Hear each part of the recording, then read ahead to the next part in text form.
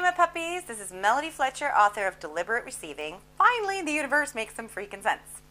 And today's burning question comes from Awesome Dudette, who wants to know, Dear Melody, I've read your blog, I've bought and read your book, thank you.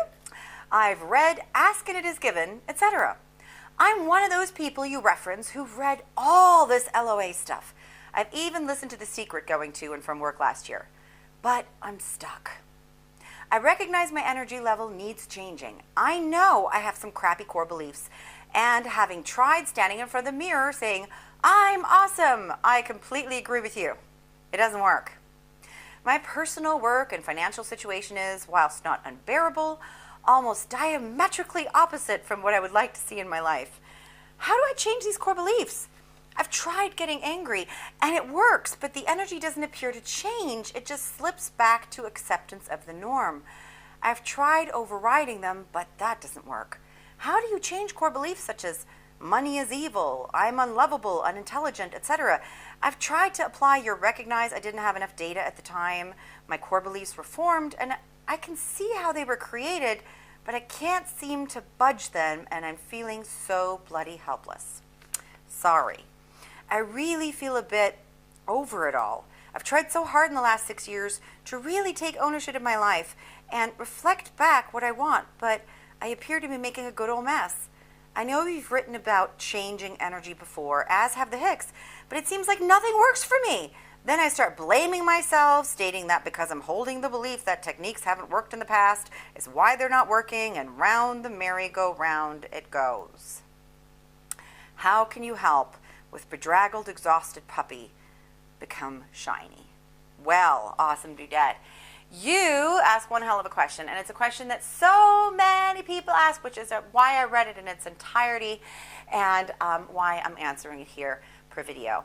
When you feel stuck in this cycle, this merry-go-round that you're talking about, where you become angry and it does seem to bring some relief, but nothing actually ever really shifts, that means that you're stuck in the cycle of doom, which if you read my book, go look it up on the spectrum where the cycle of doom is. You'll notice that it is being stuck between anger and shame. Yeah? And you can never really move out of that. And it's at that point that you really just kind of, when you go into anger, you're letting some steam off, like if you have a pressure cooker on the stove and you just kind of let a little bit of steam off, but you never actually take the damn pot off the heat. Yeah? And so the pressure just keeps building again and again and again and again. And you go back from the cycle of, well, it's my fault, and then the anger tries to pull you out of that, and you let just enough out to get you some relief. But then what happens, and I'm betting this happens to you because, oh my God, I see this all the time in my coaching practice. This is my audience. You are my people. What happens is that you get some relief, and then the over-intellectualization starts. You start to analyze way too much instead of staying with the emotion. So you kick it off by doing some emotional work, and then you get a little bit of relief. You feel a little bit better, and right away the mind starts to jump in, and why did this happen, and what did I do, and what am I doing with my vibration, and what thoughts am I thinking, and where did this come from? And I'm certain that you have intellectually followed your beliefs down to their core and figured out what they are and where they came from. But you haven't done the emotional work. Not really. And this is precisely what happens with people who have come to rely on their minds really, really heavily. They over-intellectualize, and so they don't actually allow themselves to fully do the emotional work because, well, our minds have, we've learned that our minds figuring things out works for us, right? But it doesn't really, not in this regard.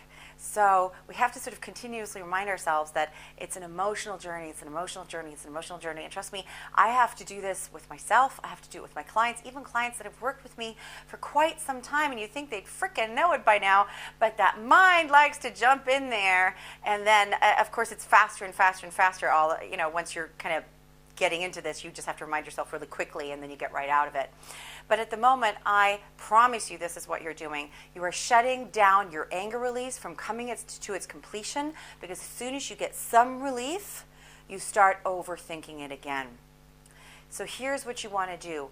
Whatever work you do You want to feel the emotion. Do not try to figure out what it's about. Do not analyze it. Do not get caught in the story. Just feel the emotion and see where it takes you. So if anger comes up, oh my God, be angry, be petty, be ugly about it. It doesn't matter. Do it in a constructive way. I mentioned that in my book. I've mentioned it in my blog. I've mentioned it in tons of my videos, how to do a constructive anger release. And I'll put a link in the description here so that you can look that up if you need a refresher course, or for those of you who haven't read my book yet. And why the hell not? Really? Come on. So anyway, so if you do a constructive anger release, that means that you're not going to be yelling at people or punching people in the face or quitting your job and telling your boss to F off. You're going to be doing it constructively, yeah? But if you let that anger out, you have to actually be willing to feel the emotion, because the benefit that you're getting, the technique is feeling the emotion. It isn't so that you can figure it out.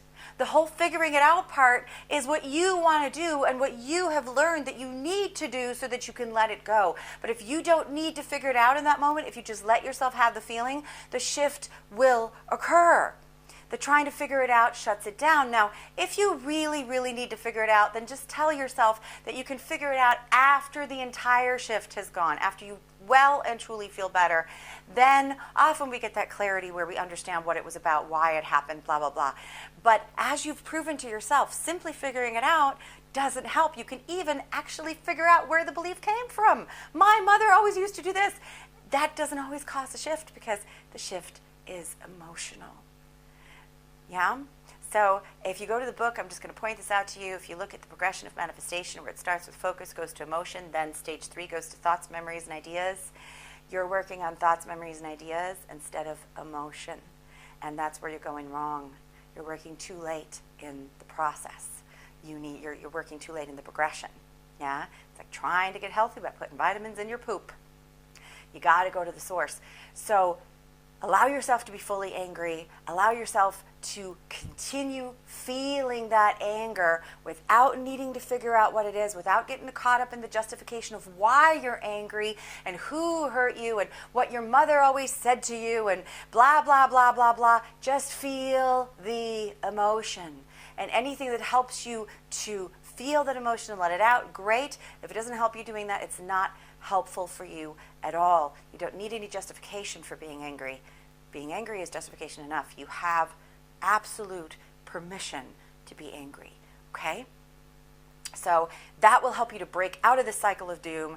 And remember that the 3 rules of anger release, the most important one is you can't get angry at yourself. And you're still doing that. You're bringing it back on yourself. So review all the material. I'll put the links under the video in the description on YouTube and on my blog, so that you can look all that up again and maybe reread those passages in the book to remind yourself. But I promise you, this is what's happening. And if you follow these instructions, it will break you out of the cycle of doom.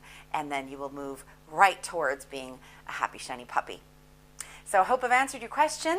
If you find this information valuable, then please consider sharing it with someone who will also benefit from it. And if you'd like to join the discussion, or if you have a question of your own, then please leave it in the comments below, or come and join the discussion at deliberatereceiving.com, where the Happy Shiny Puppy is a like-minded community of people who cannot wait to meet you, and they are waiting for you. Thanks as always for listening and watching, and I will see you next time. Bye.